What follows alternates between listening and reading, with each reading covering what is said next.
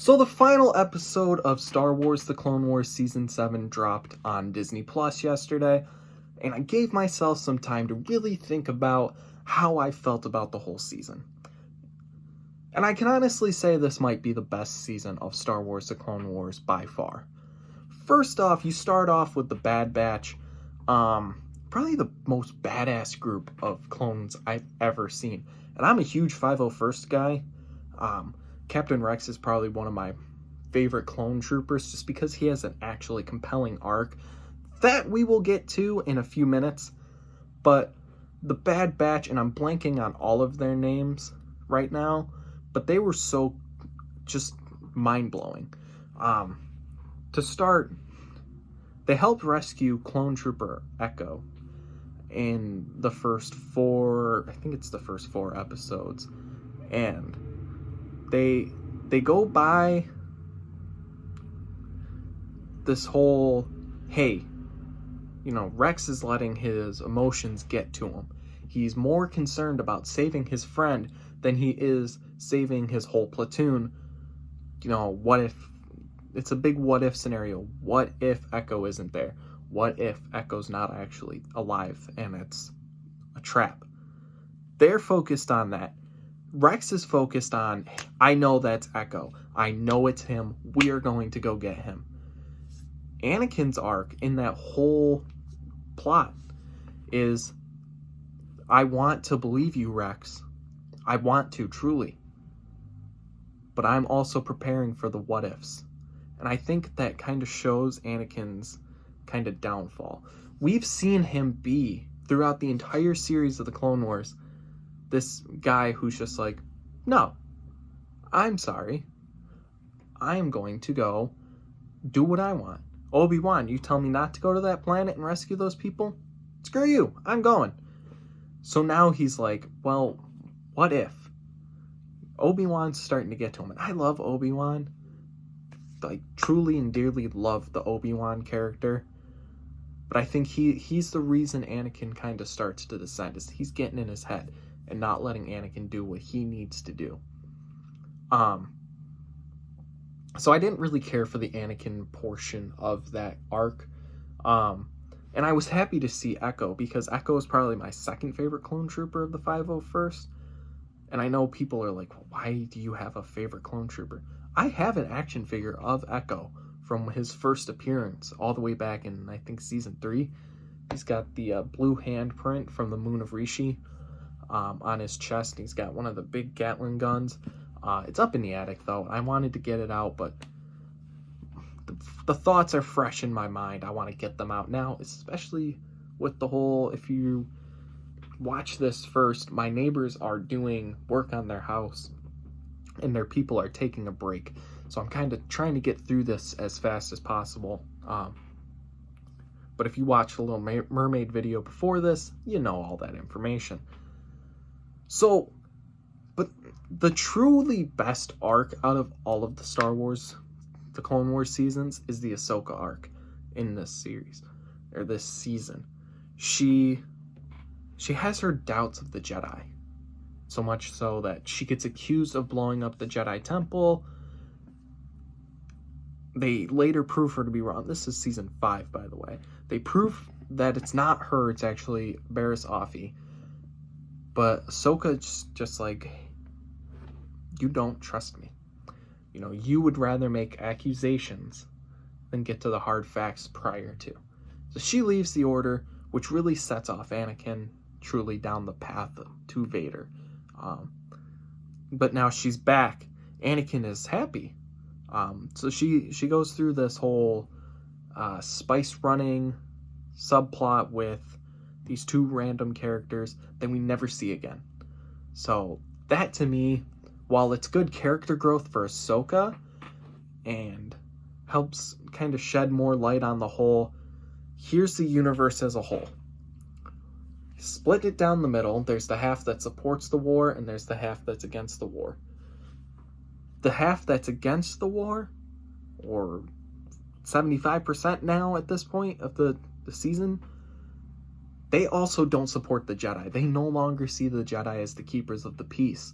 They see them as warmongers, which is interesting because the two girls, whatever, that Ahsoka goes on the spice run with are actually children whose parents were killed by Jedi. So to me, it's like, wow, that's actually deep. And now Ahsoka's starting to see maybe the Jedi are as failed visionly as I thought. And then you get to the Darth Maul plot with Ahsoka, and he reveals to her, Ahsoka, Anakin is the one. Darth Sidious is pulling the strings on both sides. He is trying to turn Anakin to the dark side. Ahsoka knows this information. We get one of the greatest scenes in the series. So this is once we're into the final arc that takes place during episode 3. So when I first started watching all of this, and I started seeing spoilers. So I texted my friend, I was like, so if they're doing Order 66, then what's the point of episode 3? He's like, just watch. And I'm glad I did, because now we're seeing, here's episode 3, and here's what's going on behind the scenes. You have to watch this supplementary material in order to do it. And that's what Star Wars is. Here's your main story. Now here's thousands of supplementary materials that if you want to know the information, watch and read and listen and whatever. There's video games, there's books, comic books, TV shows. No, you don't need to watch the Star Wars Holiday Special, even though it was referenced in The Mandalorian. But enough about weird Wookiees watching VR porn. Let's get back to what we're really here to talk about. So, there's a scene, and there's in episode 3, The Revenge of the Sith, there's a conference where Mace Windu, Yoda, and a few other Jedi, I think Ki-Adi-Mundi is one of them. I did not say his name right, but that's just how I pronounce it, because that's how I think of it. They're having the talk, and Mace Windu's like, I sense a plot to destroy the Jedi. And Yoda's like, yeah, probably. We're kind of shit, don't you think? Not what he says, just my interpretation. And so where the scene cuts to black in Revenge of the Sith, now Ahsoka walks in and they have this separate conversation. Ahsoka starts to talk because she knows now. She wants to tell them Anakin's the one. They're after Anakin. Mace Windu, in his blind vision, calls her a citizen because that's what she is. She wants to tell them this war can be over if you protect Anakin, but it's not her place as a citizen. That's probably biggest issue I have also. But because of Revenge of the Sith's existence, we already know what's going to happen. We already know that the Jedi are going to be like, yeah, they're going to go after Sidious and this and that and this and that. So we know this stuff is going to happen, so things have to take place, but it would have added an interesting level if Ahsoka had told them and then they denied it left and right, that they know it's not Anakin, and then he finds out it's true. That's just my thoughts, though. I don't necessarily think I'm right at all about that. In fact, I might be the wrong person to even consider that. I definitely do like this season, though. I think it's the best season, and it stems from that last episode. So in episode 11, Order 66 takes place. Rex turns, which brought me to another thought process I had. I had thought Rex said he removed his inhibitor chip in the Rebels, but I have to rewatch Rebels now. Just because I actually really enjoy Rebels and want to rewatch it again, but I'm currently watching Star Wars Resistance at the moment. I'll talk about it at the end. I have some thoughts too. But that's what I thought happened, and then we saw that Ahsoka's like, I don't want to kill these people. These are my friends. They are the ones. When I came back, when Ahsoka comes back into the picture during the Mandalore subplot that happens, every time she's walking down the hallway with Anakin, clones are saluting her, calling her general, and she says to Anakin, I'm no longer a general. They shouldn't be saluting me. And he says, you are in their eyes. And then we cut to the 501st with the Ahsoka painted helmets. And it was honestly a really touching moment, especially when Anakin gave her back her lightsabers. And then the plot of episode 3 begins, where Obi-Wan runs in and says, Anakin, the Count Chancellor has been kidnapped. We need to go. And Ahsoka brings up the point of, so you're going to go rescue him, but you're not going to help the planet of Mandalore. So they promote Captain Rex to Commander Rex, which I don't know how a commander is higher than a captain. I don't understand the ranking system of any military. I am not in the military. But anyhow, Rex becomes commander. They split the 501st, and now there's Jesse, who is, I believe, the captain of the first half of the 501st that goes with Anakin and Obi-Wan, and then Commander Rex now goes with Ahsoka to Mandalore. They capture Maul, who has been pulling the strings behind Mandalore the whole time, and they capture him. That's when he reveals to Ahsoka what he knows, and then we get into the last episode. So they're on their way to escort Maul to Coruscant to be put in prison. That's when Order 66 happens. The goal is Ahsoka wants to get out of there. She wants to escape. She uses 3 droids, R7 and 2 others. R7 is her droid that used to pilot her Starcraft that looked like this one. This is Anakin's, but it kind of looked like this one. So R7 is her droid, and they're trying to escape the Venator class starship. So her plan is, I'm going to release Darth Maul as a distraction. That sets Maul up to be in his place as the leader of Crimson Dawn inside of Solo, which helps add a little weight to Solo. And this season adds a little weight to The Last Jedi. And I'll talk about that once I'm done here. Ahsoka needs more help though. So she takes Rex into the medical bay. They locate his inhibitor chip and they remove it. Just as the doors to the medical bay are opening, the clones are firing in. Rex sets his guns to stun and he starts stunning all of them. They take off towards the hangar bay. Probably one of the longest fight scenes I've ever seen takes place, and probably one of the most badass scenes in all of the Clone Wars. As Rex and Ahsoka are trying to escape, more clones keep showing up on these elevators inside the hangar bay. Meanwhile, this is intercut with Darth Maul completely dismantling the hyperdrive of the ship with the Force as he's basically ripping it out. The ship begins to blow up from the inside. Darth Maul sees the he sees the shuttle that Ahsoka and Rex are planning on using to escape. He steals it and takes off. This leaves Ahsoka and Rex, I almost said Obi-Wan, kind of in a pickle. What are we going to do? Well, they spot a Y-Wing. They take off in the Y-Wing. I just love that whole sequence because it's suspenseful. It's like, yes, we know what's going to happen to these characters. We know that Rex gets demoted to captain because it actually happens in the season itself. When he refuses to arrest Ahsoka and assassinate her with compliance of Order 66, Jesse demotes him back to captain. Probably, I mean, it's kind of, I don't know what the word for it. It's more there to set up Rebels, but it's a touching moment, which in this season, the season is filled with touching moments. So it's hard to regather my thoughts though, because a lot of this stems into what makes some of the more bad movies better. I already mentioned how this kind of sets up where Darth Maul is going to be in Solo, sort of.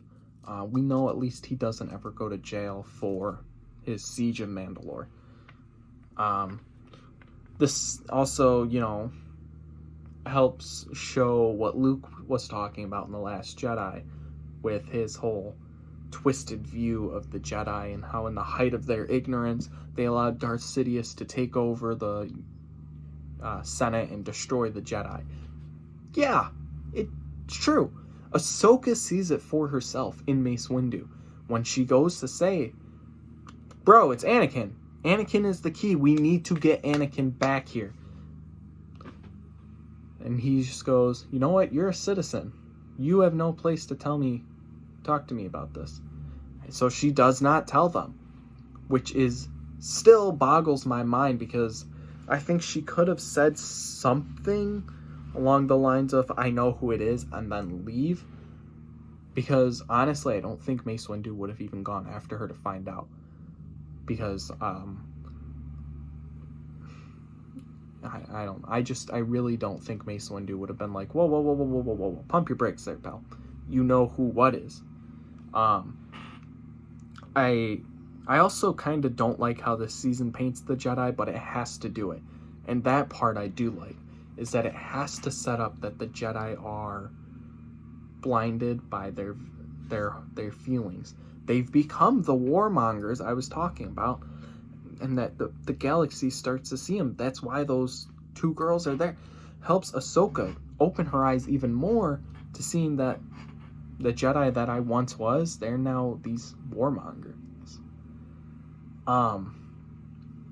This is, like I said, definitely the best season of the Clone Wars out there. And previously to me, it was actually, I think, season 5. It was right after the whole Darth Maul reintroduction, and now he's starting to take over. We get some great lightsaber battles in that season, but we don't get what we got here. We don't get 3 compelling arcs told in a matter of 12 episodes, 4 episodes per arc, that all tie into Revenge of the Sith, and then eventually start to shed light on views that are inside of The Last Jedi. Luke says that the Jedi allowed Sidious to arise in the height of their ignorance. Because they did! We see that. We see that they're ignorant. We see that they're arrogant. And that they don't want to see what the hell's being told to them. Because it doesn't seem like they actually care. They would rather go arrest General Grievous. They think he's behind it all. They don't want to hear any other opinion. So, with all that said, I'm not going to grade Season 7. Usually, if I'm going to grade a show, like I covered The Mandalorian on my Instagram page. It's hard for me to grade a show. I really just wanted to get my thoughts and talk about the season as a whole and kind of the events that happen. Definitely one of the best seasons, and I highly recommend it if you have Disney+. I recommend the whole show, and that's what's great about these Star Wars animated TV shows, is that, yeah, they're for kids, but they tell compelling arcs and they tie in all sorts of different things. And I was talking about, earlier I mentioned that I'm watching Star Wars Resistance right now. In fact, this little guy going here, it's from a character of the show named Von Reg. He's a TIE fighter sort of general thing from the First Order. I gotta say, the first season of Star Wars Resistance kind of blows, mainly because it's all about racing. And then season 2 kind of looks away from that, and it's all about survival and how the Resistance is attempting to survive now that the First Order has kind of really tightened its grasp on the galaxy. So that's pretty cool. If you have time, watch Star Wars Resistance. Honestly, if you have time, watch all 3. Rebels is by far my favorite, but the Clone Wars is definitely second, Resistance third. But they're all great in their own right. So if you have the time, go watch it. It's 7 seasons of the Clone Wars, 4 of Rebels, and 2 of Resistance. So that's 13 seasons of TV. And if you're going to watch Supernatural, there you go. Kick that Supernatural out of there and watch Star Wars. That's all I've got to say. And yes, I know I wanted to do this video on May the 4th. I just didn't have time, and I wasn't totally ready because I wanted to let the final episodes sit with me. Honestly, I'd be remiss if I didn't talk about that very last ending, where Darth Vader arrives on the planet where the starship crash lands. So prior to that, after the ship crashes, Ahsoka and Rex kind of mark the grave sites of all their troopers, because Ahsoka has shown that she didn't want them to die. She wanted to make sure they lived, and she wanted to escape. She didn't want to kill anybody. Kind of hard when, the ship crashes. But she buries her lightsabers. That's why we see her have twin white blades in season 2 of Rebels. Because she buries them on this planet. So we see Darth Vader arrive on the planet, and it's like the middle of that planet's winter or something now.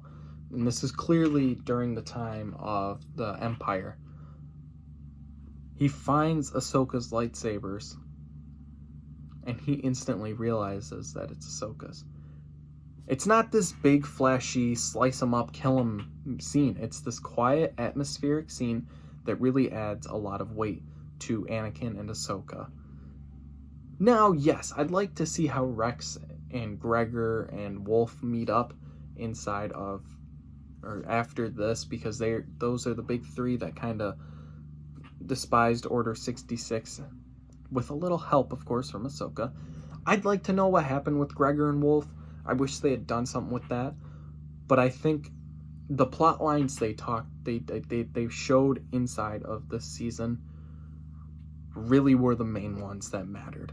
So I think they can release a comic book or a mini series maybe, or another season of Rebels that talks about it.